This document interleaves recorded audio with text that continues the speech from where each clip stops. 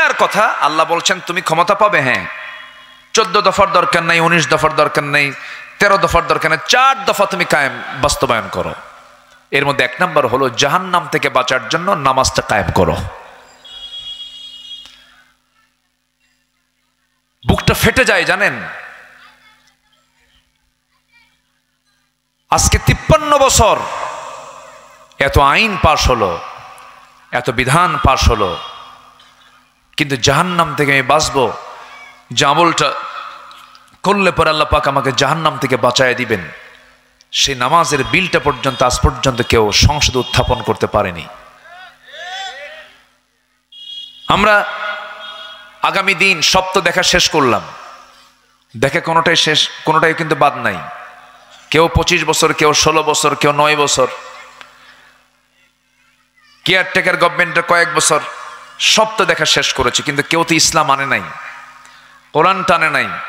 অতএব সব দেখা যখন শেষ করেছি, আগামীর দেশ আমরা দেখতে চাই কোরআনের দেশ, আগামী দেশ আমরা দেখতে চাই ইসলামের দেশ। এর জন্য মাঠে ময়দানে কাজ করতে রাজি আছেন? যদি মাল দিতে হয় রাজি আছেন? যদি জান দিতে হয় রাজি আছেন? আমার আপনার সন্তানরা যদি জালিম শক্তিকে পরাজিত করার জন্য রাজপথে তাজা প্রাণ দিতে পারে, সেই আল্লাহর দ্বীন জমিনে কায়েমের জন্য আল্লাহর দেওয়া ওয়াদা, যে বান্দা আমাকে জানমাল দিবে আমি তাকে জান্নাত বুঝায় দেব, সেই জানমাল কোরবান দিতে রাজি আছেন? কারা কারা হাত উঁচু করে দেখান মুসলমান।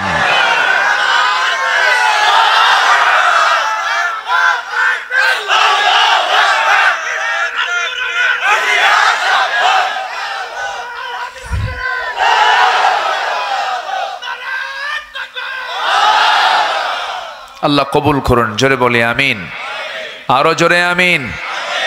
জানমাল তো দিবেন, কিন্তু নামাজই যে পড়ি না, সেটা কি করবেন? মানে আমি তো মূল জায়গায় হাত দিছি, খালি বিড়ি খায়, খালি কি খায়? বিড়ি খায়। মানুষ এত শ্রেষ্ঠ জীব, আল্লাহ পাক মানুষকে কত সম্মান দিয়েছেন, বিড়ি খায় টাইম পার করে। সে বিড়ি টান একটা শেষ করলে আরেকটা টানে, ওই এক ধোঁয়া দিয়ে আরো চালায়, আছে না নাই বলেন তো? শেষ হয়, ওটা দিয়ে আবার আরেকটা লাগায়।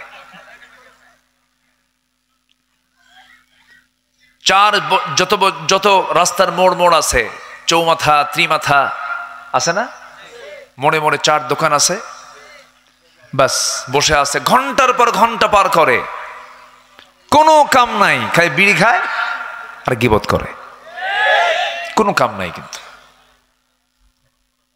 আরে আমি কি এই জন্য দুনিয়াতে আসছিলাম? আপনি কি জানেন একটা সেকেন্ডের দাম কত? প্রতি সেকেন্ডের জবাব আদালতে আখিরাতে দিতে হবে। আন উমরিহি ফীমা আফনাহু, তোমার আয়ু সম্পর্কে প্রশ্ন করা হবে, কোথায় তুমি ব্যয় করেছো। ওয়া আন শাবাবিহি ফীমা আবলাহু, যৌবন সম্পর্কে প্রশ্ন করা হবে, কোথায় তোমার যৌবনটা খরচ করেছো। এক কদমও সামনে পা ফেলতে পারবে না আদম সন্তান। লা তাজুলু কদমা ইবনে আদম হাত্তা ইউসআল আন খামসিন, 5টা প্রশ্নের জবাব না দেওয়া পর্যন্ত এক কদম পা ফেলতে পারবে না। পাই টু পাই একদম পুঙ্খানুপুঙ্খ হিসাব জেনে নেবেন আমার তিনি কে। আসতে বলবেন না কে? আল্লাহ নিবেন। সেই হিসাব থেকে বাঁচার জন্য, সেই জবাবদিহিতা থেকে আমাকে বাঁচার জন্য, আমি যেন জবাব দিতে পারি, আমাকে একটা লাইন আসতে হবে। 1 নম্বর হলো মুসলিম এবং কাফেরের মধ্যে পার্থক্য সৃষ্টি করে যে ইবাদত, তার নাম কি বলেন? নামাজ। আল ফারকু বাইনাল মুমিন ওয়াল কাফির তারকুস সালাহ। কাফের আর মুমিন চেনা যায় হলো নামাজ দিয়া। কাফের নামাজ পড়ে না আর মুমিন নামাজ পড়ে। তাহলে কি করবেন বলেন? সবাই কি নামাজ পড়তে রাজি আছেন? জোরে বলি ইনশাআল্লাহ। একা না জামাতে? বুঝে না না বুঝে? জেনে না না জেনে? সময় না অসময়ে? সবকিছু ঠিকঠাক রেখে আমাকে আল্লাহর অনুগত বান্দার পরিচয় দিতে হবে। আমার বন্ধুগণ, আল্লাহ রাব্বুল আলামিন বলেন, তুই নামাজ পড়বি না বান্দা, আমি তোকে জাহান্নামের গর্তের মধ্যে ফেলে দেব।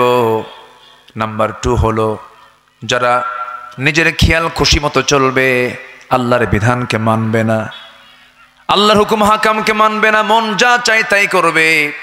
এই দুইটা বদ কর্ম যাদের মধ্যে থেকে যাবে, আল্লাহ বলছেন আমি তাদেরকে জাহান্নামের গর্তের মধ্যে ফেলে দেব। জাহান্নামের গর্তটা এত ভয়ঙ্কর যে এখানে গাই নামক গর্তের কথা আসছে। গাই নামক গর্ত এত ভয়ঙ্কর গর্ত, জাহান্নাম পর্যন্ত গাই নামক গর্তকে ভয় পায়। জাহান্নামটা তো ছোটখাটো কোনো জায়গা নয়, এই পৃথিবী থেকে 13 লক্ষ গুণ বড় হলো সূর্য। ওই সূর্য যদি জাহান্নামের মুখে যদি ছেড়ে দেওয়া হয়, বাচ্চার মুখে চকলেট দিলে যেমন কিছুক্ষণের মধ্যে নিঃশেষ হয়ে যায়, যখন কোনো আল্লাহ রাব্বুল আলামিন যে জাহান্নামটা বানায়া দিয়েছেন, ওই জাহান্নামের মুখে যখন এই সূর্য যখন ছেড়ে দেওয়া হবে, ওই সূর্য মুহূর্তের মধ্যে হেরে যাবে, টের পাওয়া যাবে না। আল্লাহু আকবার, আরো জোরে বলি আল্লাহু আকবার। সেই ভয়ঙ্কর জাহান্নামও এই গর্তকে ভয় পায়, যে গর্তের কথা আল্লাহ পাক বলছেন যারা নামাজ না পড়বে আমি তাদেরকে ওই গর্তের মধ্যে ঢুকাবো। যারা দুনিয়ার জিন্দেগিতে জেল খাটছেন তারা দেখতে পেয়েছেন হয়তোবা, জেলখানার মধ্যে আরেকটা জেল আছে, সেটার নাম হলো সেল। সেটার নাম কি? সেল। সেলের সব আসামিকে রাখা হয় না, যারা দাগি, যারা দাগি দাগি আসামি, যারা মার্ডার কেসের, ফাঁসির আসামি, মোস্ট ওয়ান্টেড, অন্য কারোর সঙ্গে মিশতে দেওয়া যাবে না, এরকম যারা মানে প্রশাসনের চোখে যারা সবচেয়ে ডেঞ্জারাস লোকগুলো, এদেরকে ওই সেলে রাখা হয়। সম্মানিত ভাইয়েরা, সম্মানিত বন্ধুগণ, দুনিয়ার জিন্দেগিতে জেলখানার মধ্যে যেমন আরেকটা সেল থাকে, তা আল্লাহ তাআলা জাহান্নামের মধ্যে মানে কিছু কিছু জাহান্নামীদের পাইকারদের জাহান্নামে না রেখে সেলের মধ্যে রাখবেন। গাই নামক গর্ত, ওয়াইল নামক গর্ত, বিভিন্ন গর্ত আছে, এগুলোর মধ্যে আল্লাহ পাক ঢুকায়া রাখবেন। আমরা কি সেই সমস্ত জাহান্নামের গর্তের মধ্যে ঢুকতে পারবো ভাই? কি ঢোকার ইচ্ছা আছে কারো? আল্লাহ তাআলা কিন্তু ভয় দেখাচ্ছেন, জাহান্নামকে ভয় করো, জাহান্নাম থেকে বাঁচার চেষ্টা করো। তুনজিকুম মিন আযাবিন আলীম, তোমাদেরকে যন্ত্রণাদায়ক শাস্তি থেকে তোমরা বাঁচতে চাও, এই কাজগুলো করো। কে পরামর্শ দিচ্ছেন? আল্লাহ পরামর্শ দিচ্ছেন। আমার বন্ধুগণ, আল্লাহ রাব্বুল আলামিন নামাজটা খুব গুরুত্বের সঙ্গে বলেছেন, কারণ যার নামাজটা রেগুলার হবে সে বান্দার দ্বারা কোনো অপকর্ম হতে পারে না। শয়তান ফজরের একটু আগ দিয়ে শেষ রাত্রিতে শয়তান করে কি, প্রত্যেকটা মানুষের কাছে এসে 3টা গিট্টো মারে। 3টা গিট মারে। গিট মারা বোঝেন তো? এলাকায় কি বলে? গিরো। ওই যে যেটা দড়ি দিয়ে গিট দেওয়া, গিরো মারে না? আচ্ছা, শয়তান 3টা গিট মেরে দেয়। ওই সময় শয়তানের সেই 3টা গিট যদি কেউ ছোটাতে চায়, সেই সময় তার দায়িত্ব হলো সে যদি বিছানা থেকে উঠে বসে পড়ে, আর যদি বিছানায় না যায়, ওই সময় শয়তানের একটা গিট ছুটে যায়। যখন সে ওযু বানায় আর একটা গিট ছুটে যায়। যখন সেই বান্দা ওযু করে নামাজের নিয়তে যখন মসজিদের উদ্দেশ্যে রওনা দিয়ে নামাজে দাঁড়ায়া যায়, 3টা গিটই ছুটে গেল। সেই সময় 24 ঘন্টার মধ্যে শয়তান আর তার কাছে ওয়াসওয়াসা দেওয়ার কোনো সাহস পায় না। তো সবাইকে আমরা গিটটা কি ছুটাতে রাজি আছি আমরা ইনশাআল্লাহ? শয়তান কোন সময় আসে? ফজরের একটু আগে আসে, এবং বলে কি জানেন? আলাইকা লাইলুন তাফিল, তোমার জন্য রাতটা অনেক লম্বা, মানে ফাইন ওয়াজ করে। শয়তানও কিন্তু ওয়াজ করে, আলাইকা লাইলুন তাফিল, তোমার রাতটা অনেক লম্বা, তুমি ঘুমাও। কিন্তু ইমানদারের কাছে ওই ঘুমটা বড় কষ্টের হয়ে যায়, সে ঘুমাতে পারে না, কারণ সে আল্লাহর মোহাব্বতে সে দিওয়ানা হয়ে যায়। আল্লাহর যারা পছন্দের বান্দা হাজারো গভীর রাত্রিতে শুয়ে পড়ুক, ফজরের চিন্তা মাথায় নিয়ে শুয়ে পড়ে, নির্দিষ্ট সময় উঠে যায়, নামাজে দাঁড়ায়া যায়। নামাজের সময় যার ঘুম পাড়তে মজা লাগে, নামাজের সময় যাদের অন্য কাজ করতে মজা লাগে, বুঝতে হবে তার ঈমান এখনো পাকা পোক্ত হয় নাই। নামাজ পড়তে হবে। যুবকরা মোটামুটি ইসলামের দিকে একটু ঝুঁকে পড়েছে, আলহামদুলিল্লাহ। এই বিপ্লব এই যে 5 আগস্টের যে আন্দোলন, এটা এমনি এমনি হয়নি। অবশ্যই ওই সমস্ত ইয়াং আমার আপনার সন্তানদের মধ্যে ইসলামী কিছু তাহজিব তামাদ্দুন ঢুকেছে বলেই সম্ভব হয়েছে। চিন্তা করা যায়, আমি তো হতাশ হয়েছিলাম যে যুবকরা মনে হয় নষ্ট হয়ে গেছে, ইয়াবা, বাবা, নেশা, ডিভাইস শেষ হয়ে গেছে মনে হয়, কিন্তু না, জাতে মাতাল তালে ঠিক একদম জায়গা মতো গিয়ে তারা হিট করেছে, সময় মতো চলে গিয়েছে এবং টাইম দিয়ে দিয়েছে অনলি 45 মিনিটস। 45 মিনিটের মধ্যে তোমাকে সরতে হবে। আমরা দুপুরে লাঞ্চ করতে আসতেছি, লাঞ্চ করে নাই, আজ থেকে লাঞ্চ করে নাই, লাঞ্চ করেছে।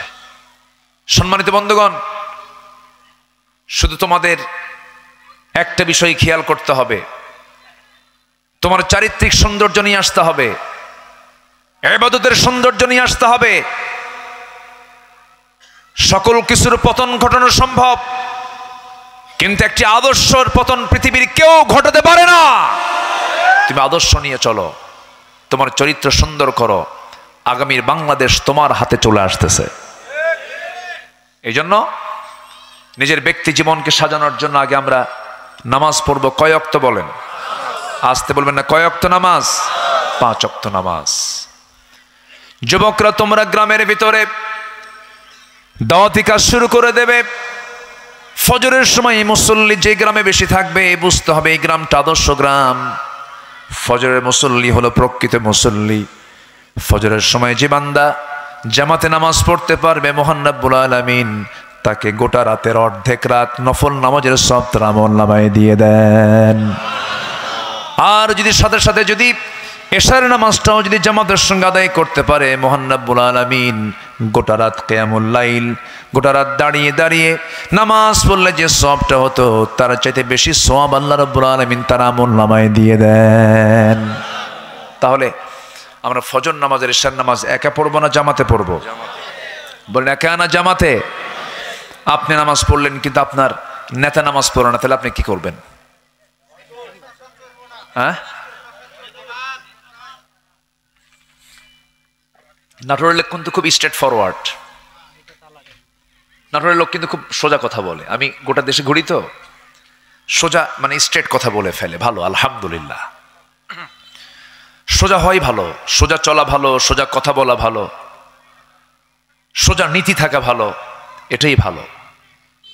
তাহলে যে নেতা নামাজ পড়ে না, যদি আপনাকে কোনোদিন কষ্ট না দিয়ে কথা বলে, খুব সুন্দর আচরণ, সুন্দর ব্যবহার, মিষ্টি মিষ্টি কথা, মাইক পাইলে মনে হয় ফেরেশতা কথা কয়, হ্যাঁ এ আছে না, এরকম আছে না নাই? মানে মাইক আসলে মনে হয় যে ফেরেশতাও পারবে না, কি সুন্দর করে কথা বলে, আছে না নাই? আছে না নাই?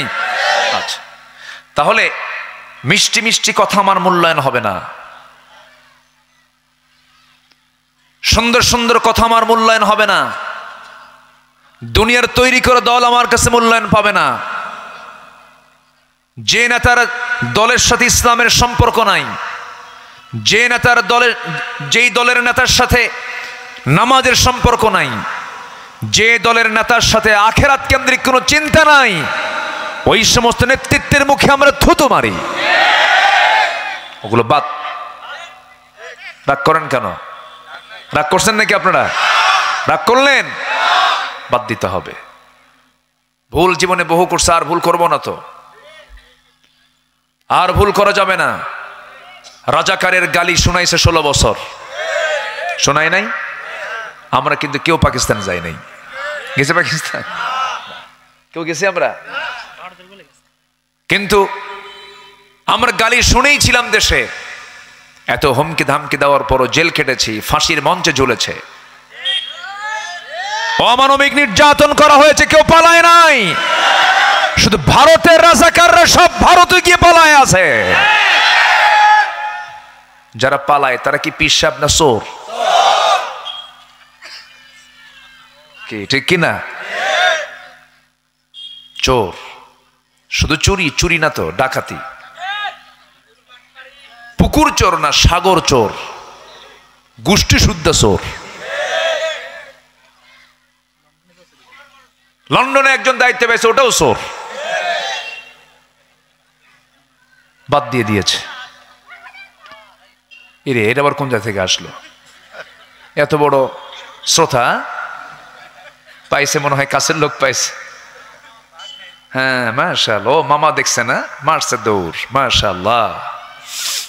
যে মামার কাছে এরকম দৌড়ে এসে বসে পড়ে, তাহলে মামাটা কত আকর্ষণীয় ভাগিনার কাছে। এটাও একটা আদর্শ, এটাও একটা শিক্ষা, বলি আলহামদুলিল্লাহ।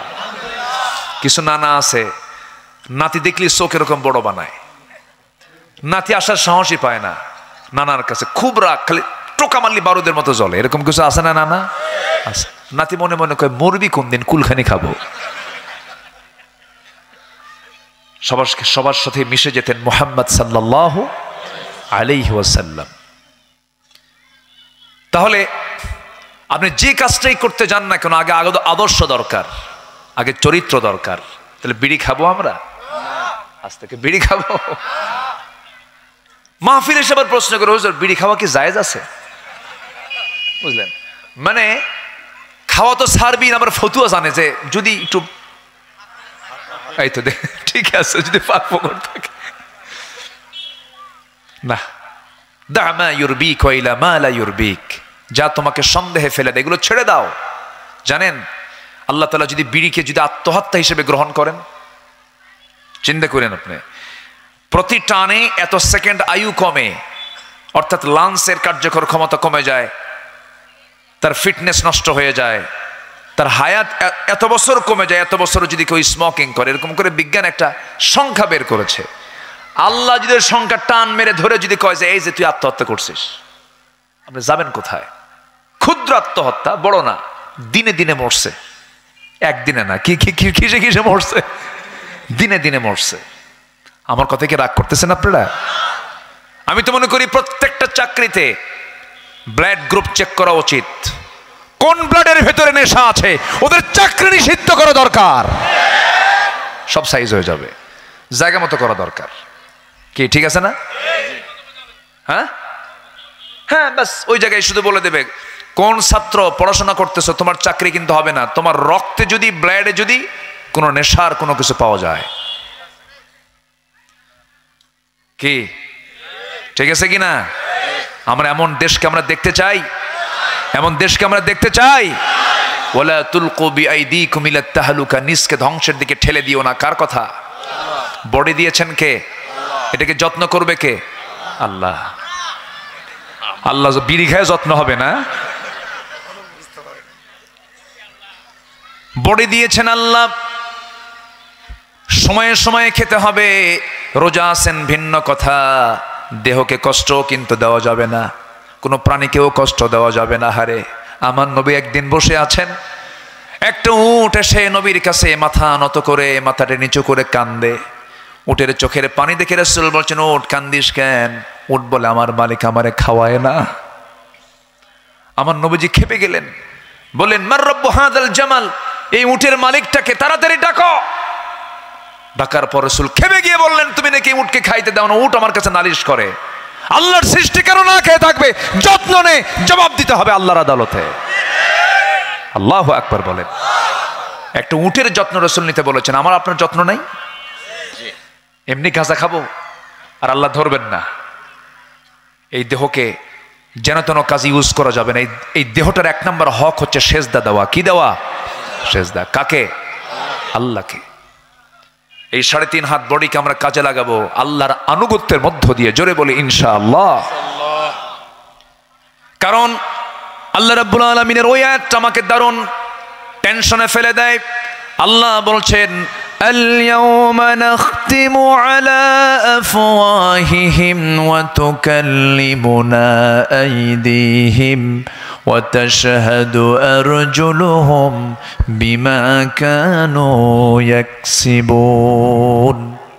আজকের দিনে তোদের মুখটা আমি মোহর মেরে দেব, তোমাদের মুখ কোনো আওয়াজ থাকবে না, মিথ্যা বলার কোনো সুযোগ নাই। এই হাত দিয়ে কি করেছো হাত সাক্ষী দেবে, এই পা দিয়ে কি করেছো সাক্ষী দেবে। তোমার প্রত্যেকটা অঙ্গ প্রত্যঙ্গ একটা একটা করে তাদের জবান খুলে দেবে, সব বলে দেবে এই হাত দিয়ে এই কাজটা করেছে, এই পা দিয়ে এই কাজটা করেছে। সব কিছু বলে দেবে, সেদিন আপনি হা মেরে তাকায় থাকবেন, কিচ্ছু বলতে পারবেন না। এই জন্যই দুনিয়াতে যদি আমার মাথা থেকে পা পর্যন্ত প্রত্যেকটা অঙ্গ প্রত্যঙ্গ, চোখ দিয়ে সবকিছু দেখা যাবে না, কান দিয়ে সবকিছু শোনা যাবে না, অন্তর দিয়ে বাজে কোনো চিন্তা করা যাবে না, এই চিন্তা মাথায় নিয়ে যদি আমাদের বডিটাকে নিয়ন্ত্রণ করতে পারি, আল্লাহ রাব্বুল আলামিন বলছেন ওয়া আম্মা মান খাফা মাকামা রাব্বিহি ওয়া নাহান নাফসা আনিল হাওয়া ফাইন্নাল জান্নাতা হিয়াল মাওয়া।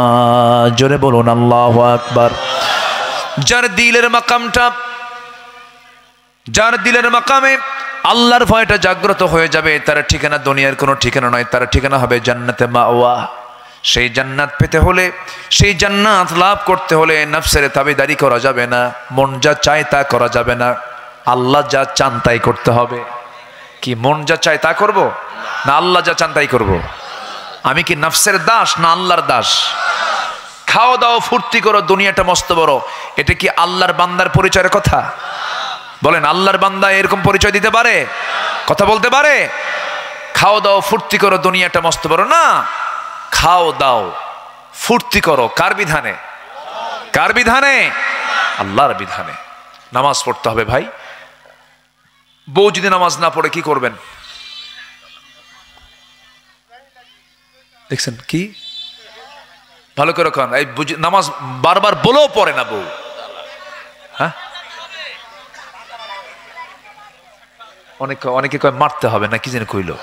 হাই রে, এই তো কাম সারা দেখতেছি, এই তো মার্ডার কেস দেখতেছি। হ্যাঁ, বউ যদি নামাজ না পড়ে, একজন কয় কি বুঝাতে হবে, আরেকজন কয় পাল্টাতে হবে, আরেকজনকে মারতে হবে।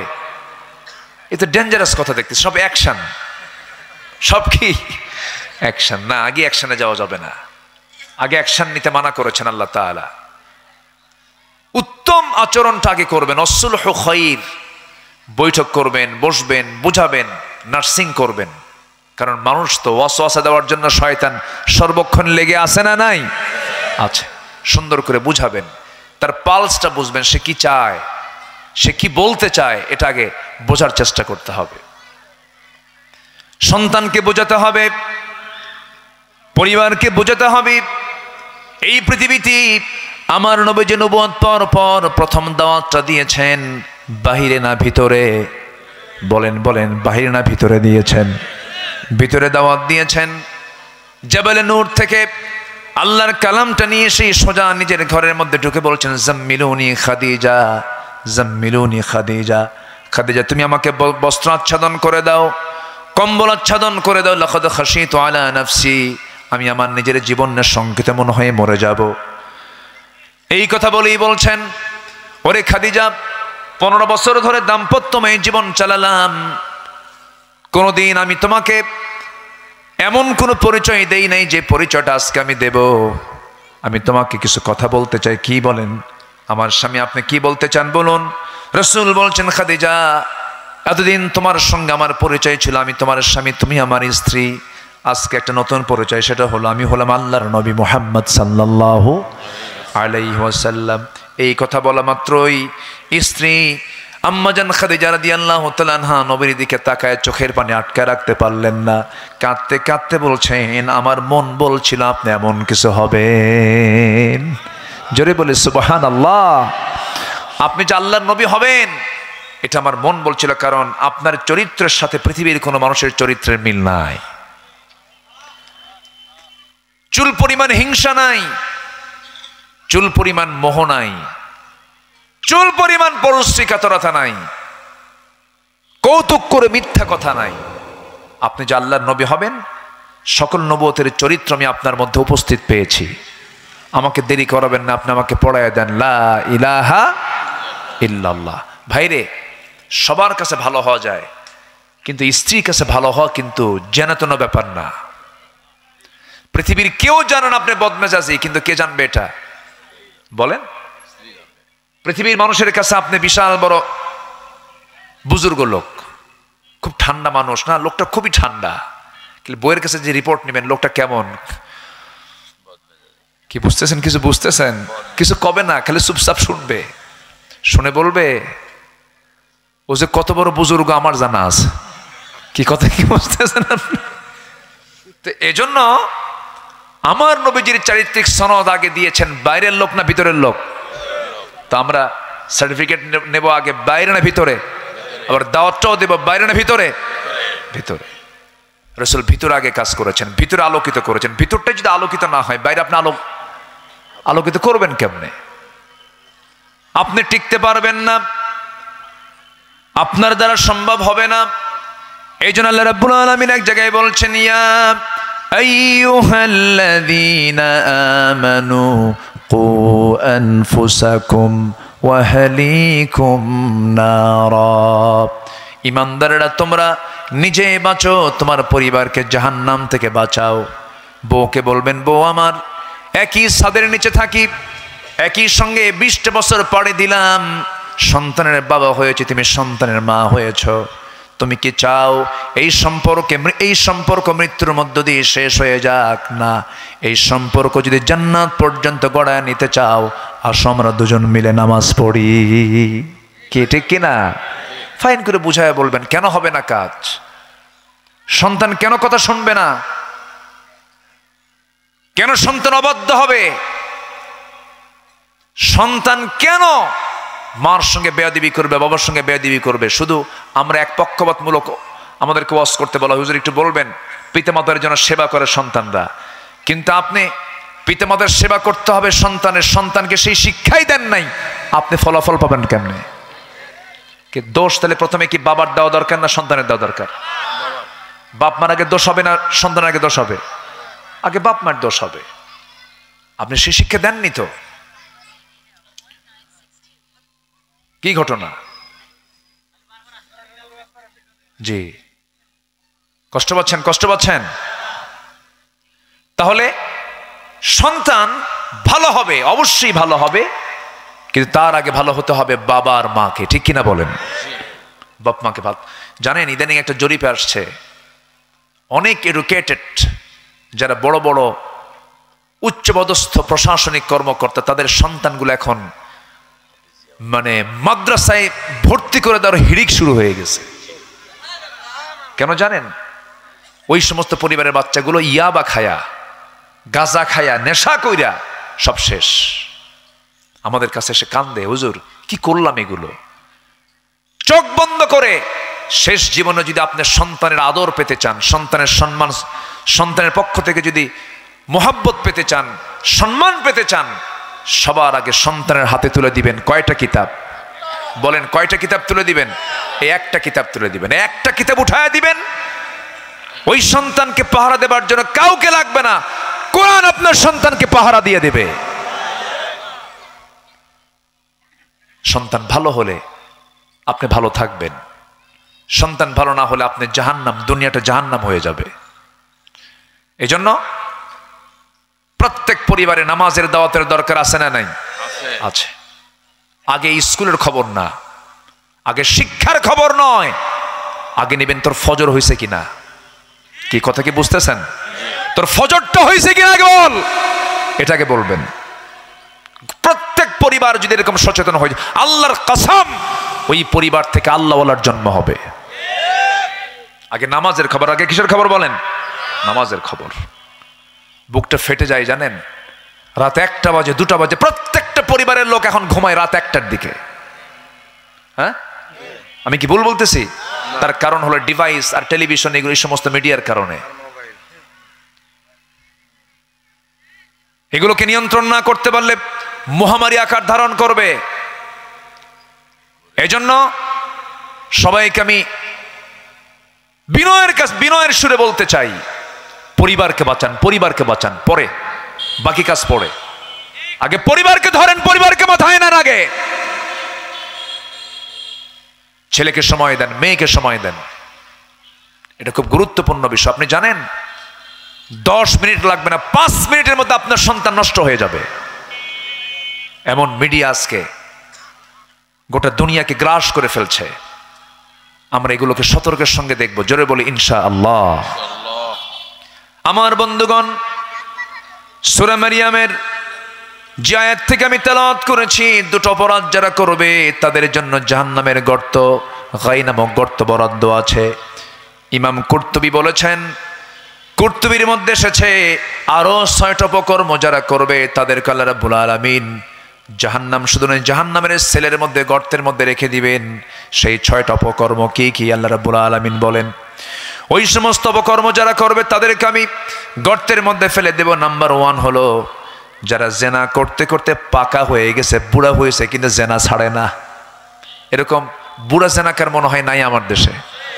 আসতে বলবেন না, আছে না? নাই, আছে। আল্লাহ পাক কিন্তু এখানে বুড়া জেনাকারের কথা বলেছেন, ইয়াং না। এই ছোট যুবকরা, তোমরা কি বুঝতেছো, শুনতেছো? আল্লাহ দেখো, আল্লাহ কিন্তু বোঝে এটা। আল্লাহ তাআলা অবিবাহিত জেনাকারের শাস্তি দিয়েছেন একরকম, বিবাহিত জেনাকারের শাস্তি দিয়েছেন ভিন্ন রকম। বিবাহিত জেনাকারের শাস্তি হচ্ছে ওর পৃথিবীতে বেঁচে থাকারই অধিকার নাই। হ্যাঁ, স্লিপ যদি হয়ে যায় কোনো ইয়াং যুবক, যৌবনের তরঙ্গ, উত্তাল তরঙ্গ নিয়ন্ত্রণ করতে পারে নাই, হয়তো হয়ে গেছে একটা কিছু, আল্লাহ বলছেন মিআতা জালদা, 100 দোররা সব লোকের সামনে হাজির করে তার পিটা, যেন সমস্ত যুবকরা ওটা দেখে যেন ঠিক হয়ে যায়। কার অর্ডার এগুলো? কার অর্ডার? আল্লাহর অর্ডার। আল্লাহ শাস্তিও কোন জায়গায় কি দিতে হবে তা বলে দিয়েছেন। যারা বুড়া জেনাকার জেনা করবে তাদেরকে আল্লাহ রাব্বুল আলামিন খাই নামক গর্তের মধ্যে ঢুকাবেন। নাম্বার 2 হলো যে মদ্যপায়ী, মদ খেতে খেতে বুড়া হয়ে গেছে, মদ খাওয়া ছাড়ে না, তাকেও ফেলে দিবেন সেই গর্তের মধ্যে। নাম্বার 3 যে সুদখোর, সুদ খেয়ে খেয়ে সে অভ্যস্ত হয়ে গেছে, সুদকে ব্যবসায়ী মনে করে, এমন লোক বুঝি বড় গ্রামে একটাও খুঁজে পাওয়া যাবে না। তাহলে বাদ দিয়ে দিয়ে ওয়াজ এটা করব দরকার। জি, জমি ও প্রশ্ন একটু পরে বলি, একটু পরে বলি প্রশ্ন। জি, যে আজান দিক, সমস্যা। আমি তো বলেছি এই ডিপার্টমেন্ট আমার, আপনি আমাকে ফলো করবেন, আমি সময় মতো বলে দেবো। জোরে বলি ইনশাআল্লাহ। আগে বলছেন আমি এই কথা? হ্যাঁ, বসেন। এই আমি তো দেখতে দেখেন না, বললাম না নাটোরের লোক ডাইরেক্ট মারে, দেখেন না, এই যে সাক্ষী। এটা কোথাও পাবেন না আপনি। খুব সাদামাঠা মানুষ নাটোরের মানুষ, বলি আলহামদুলিল্লাহ, খুব ভালো। ও দেখতেছে যে আমি এখন কি জবাবটা দিই, এমন জবাব দিতে হবে যেন আমার কোনো সমস্যা না হয়। আসলে অনেক সমস্যা হয়েছেও। জি, না ঠিক আছে। আজান হলে নামাজিদের ভিতরে একটা মানে উতাল পাতাল ভাব সৃষ্টি হয়, ঠিক থাকতে পারে না। এটা তো যারা নামাজ পড়ে তারা বোঝে, কিন্তু আর যারা নামাজ না পড়ে আজান শুনলেই, কুত্তা যখন লেজ গুটায় না, হ্যাঁ আছে না, এরকম আছে না? মানে কুকুর যদি কোনো অপরাধ করে অথবা কোথাও যে বিপদে পড়ছে, মানে যাবে কেমনে, তখন লেজ কই যায়? নিচের দিকে যায়, কেমনে শুধু ঘুরে চলে যাবে। এটা হচ্ছে বেনামাজির চরিত্র। আর নামাজির চরিত্র হলো আজান হয়ে গেছে, আল্লাহু আকবার, আজানের জবাব দিচ্ছে, আর সব কাজ বাদ দিয়ে হাইয়া আলাস সালাহ, হাইয়া আলাস সালাহ, হাইয়া আলাল, দৌড়ে দৌড়ে চলে যাচ্ছে। আল্লাহ বলছেন তোর জন্য আমি জান্নাত প্রস্তুত করে রাখতেছি, যা। আল্লাহু আকবার। আল্লাহ বলেন বান্দা, তোর দিল যদি মসজিদের সঙ্গে লটকানো থাকে, আমি তোকে আরশ আজিমের ছায়ায় জায়গা দিয়ে দেব। কত বড় দামি কাজ এটা, নামাজ। আজকে আমার আলোচনার সাবজেক্ট কি বলেন তো? এই দেশের সবচেয়ে বড় সমস্যা কি বলেন তো? যে রোগ, সে রোগের ওষুধ দিতে হবে। আমার বন্ধুগণ, এই হাদিসটা আমি যেদিন পড়েছি, আমার আল্লাহ তাআলা 7 শ্রেণীকার শাজিমের ছায়ায় জায়গা দিবেন, সেদিন থেকে আমি একটা চিন্তা মাথায় কাজ করে, আল্লাহ এত বড় আরশে আজিম তোমার 7 আকাশের উপরে, সেই 7 আকাশে আমরা যাব কেমনে? তুমি আমাদের আশ্রয় দিবা কেমনে? সেই দিন তো দুনিয়ার কোনো ফ্লাইট আল্লাহ পাক আমাকে আপনাকে নেবেন না, সম্পূর্ণ স্পেশাল ফ্লাইট আমার জন্য আপনার জন্য বরাদ্দ করবেন। তিনি আমার কে? এই দুনিয়ার আকাশে যেতে পারি নাই, আর 7 আকাশে আমি নিজে চেষ্টা করে যাব কেমনে? চাঁদের দেশে মানুষ গেছে, ঘুরে টুরে আসছে। মঙ্গল গ্রহে গেছে, সেখানে নাকি কিছু জায়গা টাগাও কিনছে অনেকে। দুনিয়ার ভাল লাগে না। মঙ্গল গ্রহে যে জায়গা কিনে আনছে, যে ভারতের বলিউডের এক অভিনেতা আছে, সে নাকি মঙ্গল গ্রহেও নাকি একটা জায়গাটাকে নিচ্ছে। এদের তো স্বপ্ন, অ্যাম্বিশনটা হলো দুনিয়া কেন্দ্রিক, আর ইমানদারের অ্যাম্বিশন, স্বপ্ন হচ্ছে দুনিয়া কেন্দ্রিক না আখেরাত কেন্দ্রিক? আখেরাত কেন্দ্রিক। তো চাঁদ দেখলো, মঙ্গল গ্রহ দেখলো। এখন বান্দা যদি মনে করে আমি একটু তারকার দেশে যাব, সূর্যের কাছে তো আর যাওয়া সম্ভব না। আমেরিকার এই আল্লাহ লেগে দেওয়া সামান্য লস অ্যাঞ্জেলসের, ক্যালিফোর্নিয়া লস অ্যাঞ্জেলসে কিছু দাবানল দিয়েছেন, ওখানে আবার ঘূর্ণিঝড় হচ্ছে, আগুনের ঘূর্ণিঝড়, আরো বাড়তেছে আগুন। এটাই নিয়ন্ত্রণ করতে পারছে না, আর সূর্যের কাছে যাবে কেমনে? সূর্যের তাপ তো অন্য ধরনের তাপ, কত দূরে আছে তার তাপই আমরা থাকতে পারি না, সূর্যের কাছে যাওয়া সম্ভব না। তাহলে তারকার দেশে এখন যদি বান্দা চেষ্টা করে, কেমনে সম্ভব? দুনিয়ার কোনো যানবাহন দেওয়া হবে না, তারকা বহুদূর, দেখতে যদিও দেখা যায় জোনাকির মতো, কিন্তু ডিস্টেন্সটা অনেক বেশি, ডেস্টিনেশন অনেক বড়। কিছু কিছু তারকার আলো এখনো দুনিয়ায় স্পর্শ করে নাই। এমন কিছু তারকা আছে যে তারকাগুলো ওই সূর্যের চাইতে 33 কোটি গুণ বড়। জোরে বলেন সুবহানাল্লাহ। কোটি কোটি গ্যালাক্সি আছে, কোটি কোটি গ্যালাক্সির মধ্যে 500 বিলিয়ন করে তারকা আছে। অসংখ্য তারকা দিয়ে আল্লাহ রাব্বুল আলামিন আকাশকে সুসজ্জিত করেছেন। যেদিন দেখবেন আকাশে কোনো মেঘ নাই, একটু আকাশের দিকে চেয়ে থাকবেন, মহান রাব্বুল আলামিন যে আকাশের ডিজাইনটা করেছেন, কিয়ামত পর্যন্ত এমন সুন্দর ডিজাইনের আকাশ কেউ বানাতে পারবে নাকি? পারবে কেউ? আমি কাতারে গিয়েছিলাম, কাতারে এক শপিংয়ে ঢুকে দেখি রাতের বেলা দিনের আলো আকাশের মতো। তো বললাম কি, ঢুকলাম রাতের বেলা, আকাশ আবার দেখি দিনের, ব্যাপারটা কি? পরে দেখি যে গোটা মার্কেটের উপরের ছাদটা তারা আকাশের মতো বানাইছে, লাইটিং করেছে সূর্য, তারপরে কি বলে দিনের বেলার যে মেঘের যে একটা খণ্ড থাকে বিভিন্ন, আবার কিছুক্ষণ পর দিকে আবার রাতের আকাশ বানায় ফেলছে, অসংখ্য তারকা দিয়ে সাজায় নিয়ে সুন্দর করে। মানে পৃথিবীতে যা কিছু হচ্ছে, সব যা তৈরি করছে তার চেয়েও আপডেট হচ্ছে আমার আল্লাহ তাআলার সৃষ্টি। আল্লাহু আকবার বলেন। এই দেশের মতো সুন্দর দেশ আপনি কোথাও পাবেন না। মিডল ইস্টের একটা দেশে, যে ওই কাতারেই, কাতার তো সবচেয়ে ধনী রাষ্ট্র, পৃথিবীর 1 নম্বর ধনী রাষ্ট্র, তার একটা অঞ্চল বানাইছে গ্রিন জোন, গাছ গাছালি দিয়ে সবুজ বানায় ফেলছে, চতুর্দিকে ধুধু হাহাকার, মানে কোথাও কোনো গাছ গাছালি নাই। তো বললাম এই জায়গায় এত গাছ ঢুকলো কেমনে, এখানে গাছ কেমনে হলো? বলতেছে হুজুর নিচের দিকে চায় থাকেন, স্যালাইন লাগানো আছে। কি লাগানো আছে? স্যালাইন মানে কি? পানি ছাড়া বাঁচে না। এবং প্রত্যেক দিন একটা গাছকে বাঁচানোর জন্য উপর থেকে হেলিকপ্টার দিয়ে আবার পানি, বৃষ্টির মতো করে পানি ঢালে গাছে।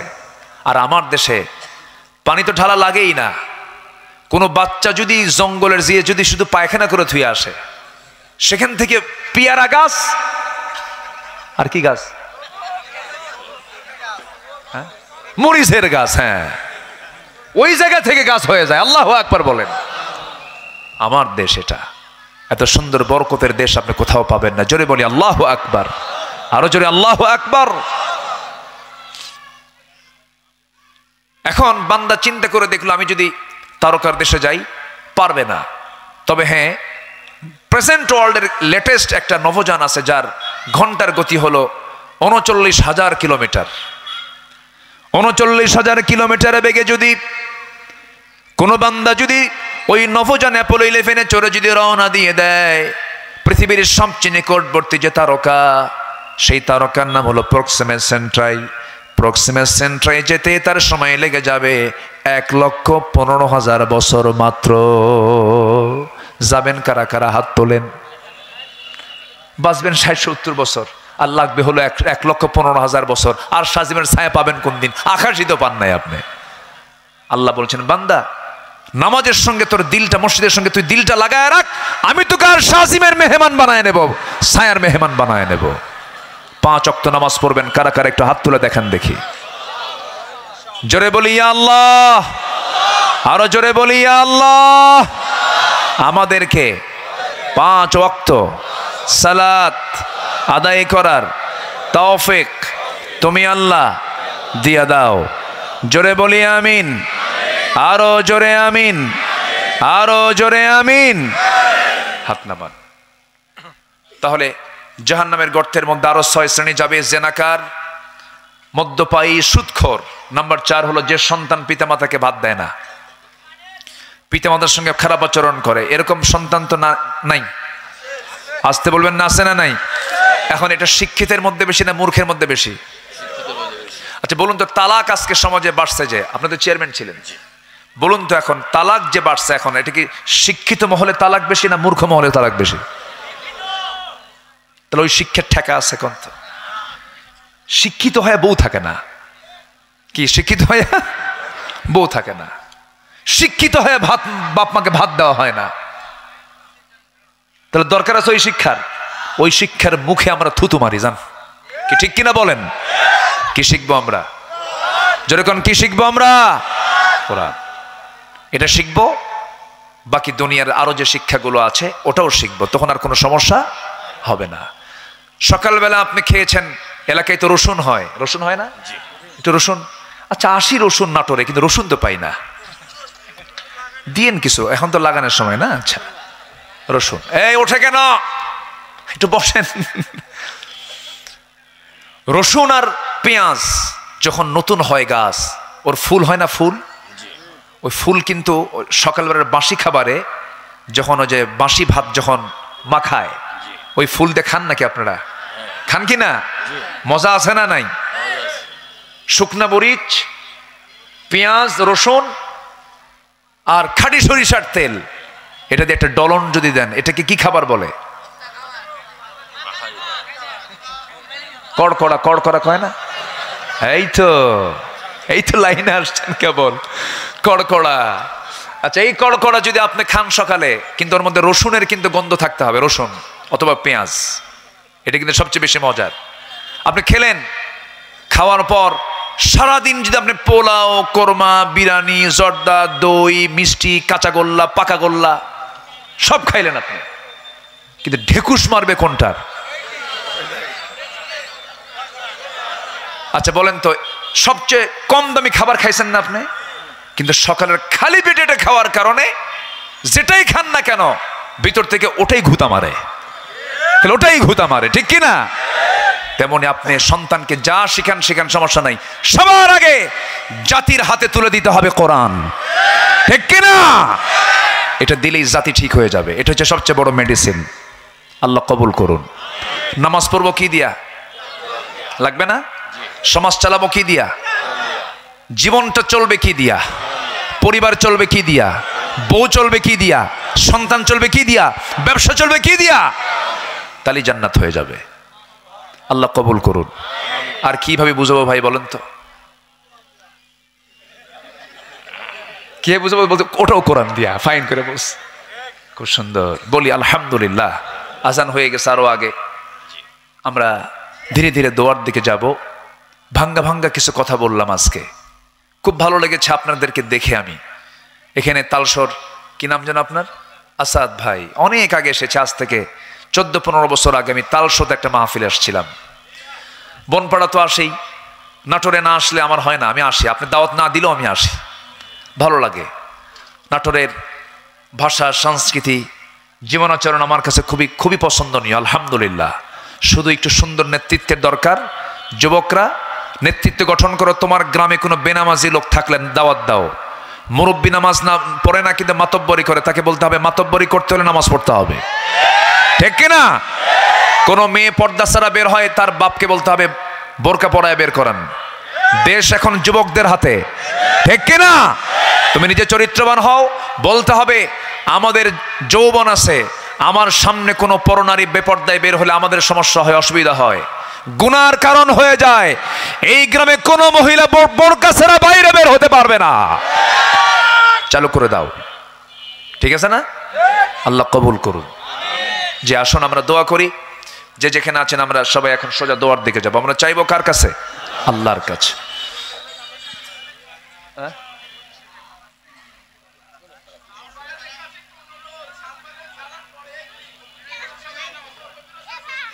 না ঠিক আছে, সব ঠিক হয়ে যাবে ইনশাআল্লাহ। দোয়া করতে থাকেন, দোয়া করি আল্লাহ কবুল করুন। জোরে বলি আমিন।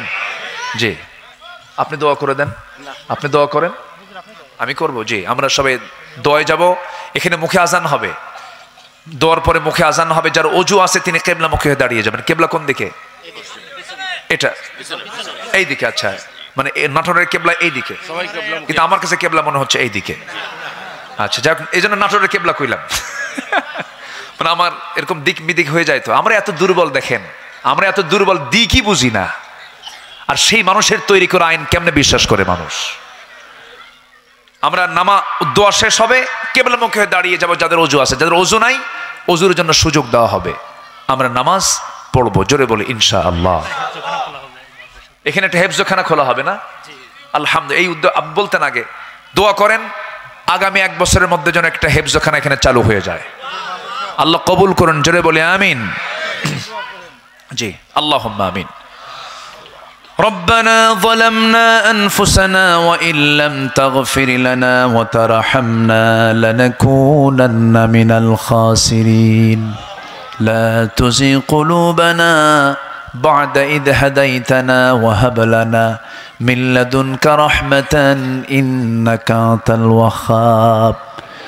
মিষ্টি বিকেল গধূলি বেলা হাজারো মুসলমান নরনারী নিয়া তোমার কালামের দুটি আয়াতকে সামনে রেখে জাহান্নামে যাওয়ার কারণগুলো কি কি এই বিষয়ে কিছু কথা বলেছি। গুনার বোঝা মাথায় নিয়ে দুটো হাত ভিক্ষুকের মতো পেতে আছে সে শান্তে সে আল্লাহ, গুনার দিকে নজর দিও না, বান্দা মনে করে তামাম জিন্দেগির গুনাহগুলোকে মাফ করে দাও। জনম দুঃখিনী মা যারা চলে গেছেন জিন্দেগির গুনাহগুলো মাফ করো, কবরগুলোকে জান্নাতের বাগিচা বানায়া দাও। রব্বিরহামহুমা কামা রব্বায়ানি সগীরা, রব্বিরহামহুমা কামা রব্বায়ানি সগীরা। অনেক ভাই এখানে আছেন নিজের মাকে নিজের হাতে দাফন করেছেন, নিজের বাবাকে নিজের হাতে দাফন করেছেন। বাড়িতে গিয়ে যখন বাবার ঘরের দিকে তাকানো হয়, বাবার কথা মনে হয়, মার কথা মনে হয়, দিলটা নরম হয়ে যায়। সে আব্বা আম্মা যারা চলে গেল রে, জিন্দেগির গুনাহগুলো মাফ করে দাও, কবরগুলোকে জান্নাতের টুকরা বানায়া দাও। আয় আল্লাহ তাআলা, বিশেষ করে মাহফিলটার আয়োজন করলেন যারা, শোনার জন্য আসলেন যারা, বিনিময়ে কিয়ামতের কঠিন ময়দান যেদিন কেউ কাউকে চিনবে না, এমনকি মা সন্তানকে পর্যন্ত স্বীকার করে বসবে, যেদিন মানুষ কাঁদতে কাঁদতে চোখের পানিগুলো ফুরে যাবে, চোখ থেকে রক্ত বের হওয়া শুরু হয়ে যাবে, সেই কঠিন মুসিবতের দিন এ মাহফিল সবার জন্য নাজাতের মাধ্যম তুমি আল্লাহ বানায়া দিও। ও আল্লাহ, তোমার বান্দাগুলো গধূলি বেলা বিকাল বেলা কত কর্মব্যস্ত মানুষ থাকে, হাটে ঘাটে মাঠে থাকে, কিন্তু তোমার বান্দাগুলো কোরআনের মাঠে বসে আছে। যার যা প্রার্থনা তুমি আল্লাহ দয়া করে কবুল আর মঞ্জুর করে নিও। ব্যবসায় মন্দা বরকত দাও, ঋণগ্রস্ত ঋণমুক্ত হওয়ার তৌফিক দাও। এক কথায় যার যার সমস্যা তুমি আল্লাহ দয়া করে সমাধান করে দাও। আয় আল্লাহ তাআলা, গোটা পৃথিবীর 56টি মুসলিম রাষ্ট্র, 180 কোটি মুসলমানের দুনিয়া, একটা প্ল্যাটফর্মের জন্য একজন সৎ নেতারা দরকার মুসলমানদের জন্য। আল্লাহ একটা ওমর তুমি দুনিয়াবাসীর জন্য পাঠাইয়া দাও। মুসলমানদের বাইতুল আকসা তুমি আল্লাহ মুসলমানদের হাতে তুলে দাও। দুনিয়া থেকে কোন দিন বিদায় নেব জানি না রে, তবে যেদিন মরবো টান মেরে ঘর থেকে বের করে দেবে। যে সন্তানগুলো আমার সন্তান, সেই সন্তানগুলো আমাকে টেনে হেঁচড়ে বের করে কবরে পাঠায় দেবে। 24 ঘন্টা পার হবে না, মাথার চুলগুলো খসে খসে পড়বে, 3 দিন যাবে না, চামড়াগুলো গলে গলে পোকার পেটের খাবার হবে। মাত্র 7টা দিন পেটের নারী ভরি সব চোখ মুখ কান নাক দিয়ে বের হওয়া শুরু হয়ে যাবে। সেই কঠিন মুসিবতের দিন যখন চলে আসবে রে আল্লাহ, অন্তিম সময় আমাদের সবার জবানে জারি করে দিও লা ইলাহা ইল্লাল্লাহু মুহাম্মাদুর রাসূলুল্লাহ। আসসালামু আলাইকুম ওয়া রাহমাতুল্লাহ। মুখে আজান দেন, মুখে আজান হবে এখানে, এখন মাইকে না দেই, মুখে আজান হবে। এরপরে যাদের ওযু আছে তারা কিবলামুখী হয়ে দাঁড়িয়ে যান। মসজিদে পড়লে যে সওয়াব পাবেন এখানে সেই সবই পাবেন। জামাতে নামাজ তো বসে ওরে